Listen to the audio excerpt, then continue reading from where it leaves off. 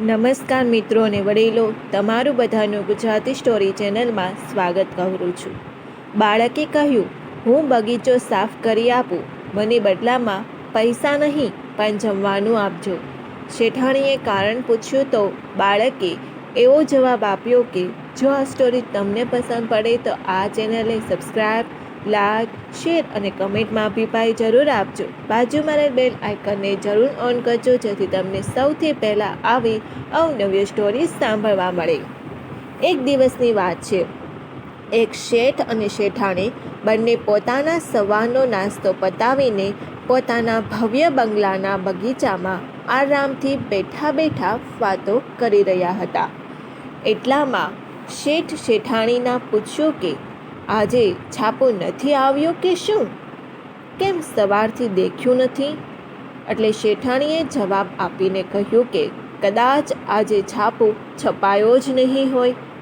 પછી તેને યાદ આવ્યું કે હા, આજે છાપો આવવાનું નહોતું. એટલે શેઠને કહ્યું કે આજે જાહેર રજા હોવાને કારણે છાપું છપાવવાનું જ હતું નહીં. એ બંને જણા વાત કરી રહ્યા હતા. એટલામાં એક બાળક ઘર સામે આવીને ઊભો રહ્યો. એ પણ લગભગ છાપો વેચવાનું કામ કરી રહ્યો હોય તેવું લાગી રહ્યું હતું. પરંતુ એ દિવસે છાપો જ હતો નહીં. એટલે એ માત્ર ખાલી હાથે આવ્યો હતો. બાળકને જોઈને શેઠાણી તરત બહાર આવ્યા અને બહાર આવીને પૂછ્યું કે શું કામ છે? બાળકે કહ્યું, આંટી, શું તમારો આ બગીચો સાફ કરી આપું?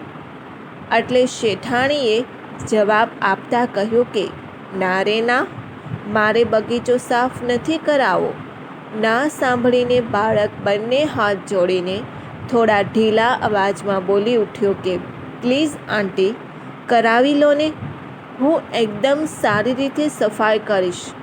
તમને કોઈ પણ જાતની ફરિયાદ કરવાનો મોકો નહીં આપું. આવી રીતના ઢીલો અવાજ સાંભળીને શેઠાણીને થયું કે આ છોકરાને કંઈ જરૂર લાગે છે. એટલે તેને પણ સામે પ્રશ્ન પૂછ્યો કે અચ્છા, સારું છે, પરંતુ મને કહે કે કેટલા પૈસા લગાવીશ? બાળકે જવાબ આપતા કહ્યું કે મારે પૈસા નથી જોતા આંટી, માત્ર જમવાનું આપજો. એટલે શેઠાણીએ કહ્યું કે ઠીક છે, આવી જા અને સારી રીતે કામ કરજે.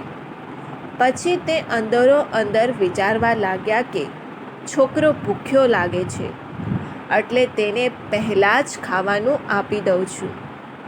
શેઠાણીને કહ્યું કે એ છોકરો પહેલાં ખાવાનું જમી લે, પછી કામ કરજે. પરંતુ બાળકે કહ્યું કે ના, હું પહેલાં કામ કરીને પછી જમવાનું જમીશ. શેઠાણીએ પણ તેનો જવાબ સાંભળીને હા માથું ધુણાવીને અંદર ચાલ્યા ગયા અને પોતાના કામમાં વ્યસ્ત થઈ ગયા.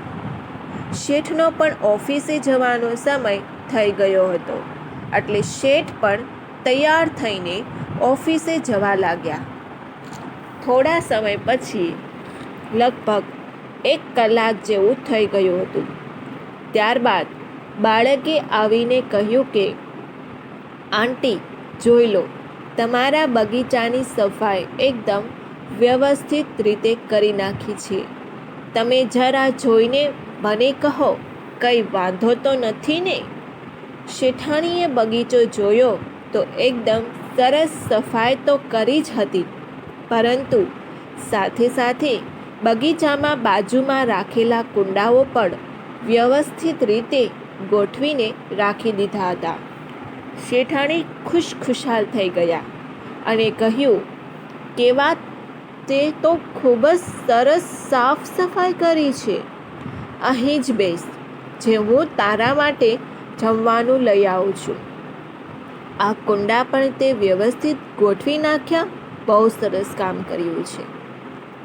શેઠાણી અંદર જઈને થોડું જમવાનું લઈને આવ્યા. બાળકે પોતાના ખિસ્સામાં રહેલી એક થેલી કાઢી અને કહ્યું કે મને આમાં આપી દેશો. એટલે શેઠાણીને કહ્યું કે તે ભૂખ્યા પેટે જ કામ કર્યું છે, હવે તો જમી લે અહીં બેસીને, અને તને વધારે જોઈતું હોય તો પણ હું આપીશ. બાળકે કહ્યું, ના આંટી, મારે અહીં નહીંથી જમવું. મારી માતા બીમાર છે અને તે ઘરે છે. સરકારી હોસ્પિટલમાં ગયો હતો અને દવા તો મળી ગઈ, પરંતુ ડૉક્ટરે કહ્યું હતું કે આ દવાને ખાલી પેટ આપતા નહીં, એટલે હું જમવાનો પ્રબંધ કરવા નીકળ્યો હતો.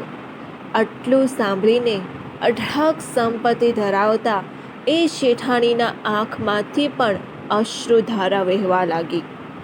તરત જ પોતાના હાથે પહેલાં માસૂમ બાળકને જમવાનું જ માંડ્યું અને પછી તેની માતા માટે પણ રોટલી, શાક વગેરે બનાવીને બાળક સાથે ટિફિન લઈને તે તેના ઘરે જઈને જમવાનું આપી આવી.